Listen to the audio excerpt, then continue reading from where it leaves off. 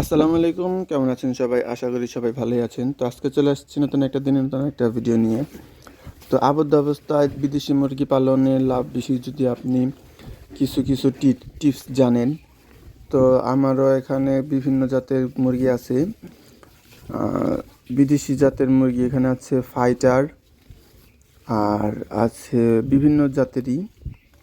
তো এখানে আমি আবদ্ধ অবস্থায় পালার জন্য মুরগিগুলো আনা হয়েছে, খাঁচায় পালন করব। তো এই মুরগিগুলোকে আমি কি পরিচর্যা করি তা আপনাদের মাঝে শেয়ার করব। প্রথমেই পানি দিলাম, তারপরে ধান বা লেয়ার ফিডগুলি সেগুলি দেই। আর এখানে হচ্ছে আমার পাখি প্রায় 20টা ডিম দিয়ে কুচে বসাইছিলাম 2টা মুরগি দিয়ে। তো এখন 2টা মুরগির বাচ্চা একটার মধ্যে দিছি। এখানে 18টার মতো বাচ্চা আছে। তো এই বাচ্চাগুলোর 12 দিন বয়স। একবার বড় পাখিটাকে আমি কৃমির ওষুধ দিয়েছি, তো এখন আদার দিতেছি। আর আপনারা যারা আবদ্ধ অবস্থায় পালন করতে চান তাদের একটু খরচটা বেশি হবে, কারণ যেহেতু ঘরের পালা মুরগি এগুলি সবসময় আদারের উপর খেয়াল রাখতে হবে। একটু পরপর আদার দিতে হবে, পানি পরিষ্কার করতে হবে এবং বাসস্থানটাও পরিষ্কার করে রাখতে হবে।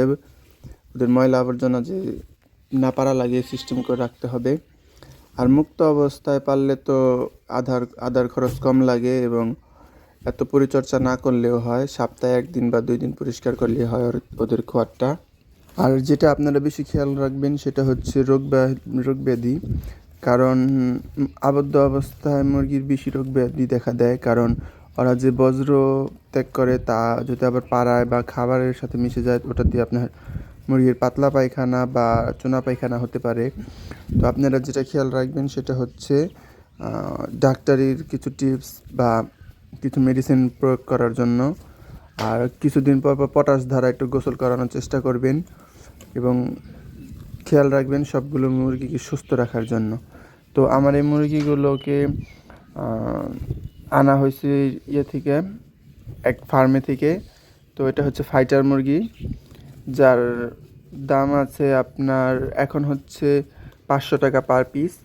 তো এগুলো যদি বড় হয় তাহলে একটা দেখা গেছে 8 থেকে 10 কেজি ওজনের হয়ে থাকে এবং এর প্রাইসও অনেক পড়ে। আর যেটা আপনারা বেশি খেয়াল করবেন সেটা হচ্ছে মুরগিকে জিঙ্ক দেওয়ার জন্য, কারণ জিঙ্ক দিলে মুরগির শরীর হেলদি থাকে এবং পশম চিকচিকে থাকে।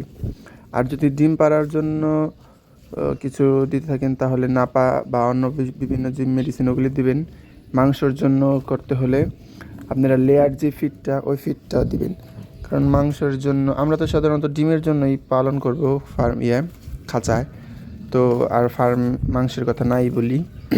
তো মাংসের কথা নাই বলি কারণ আমরা যে ডিম পাড়ার জন্য প্রস্তুত করতেছি, তো আমরা ডিম পাড়ার জন্যই করব। আর ডিম পাড়ার জন্য করতে হলে মুরগিকে সুষম খাদ্য দিতে হবে, কারণ যেহেতু ডিম পাড়া, সেই মুরগির একটু খাবার চাহিদা একটু বেশি দিতে হবে।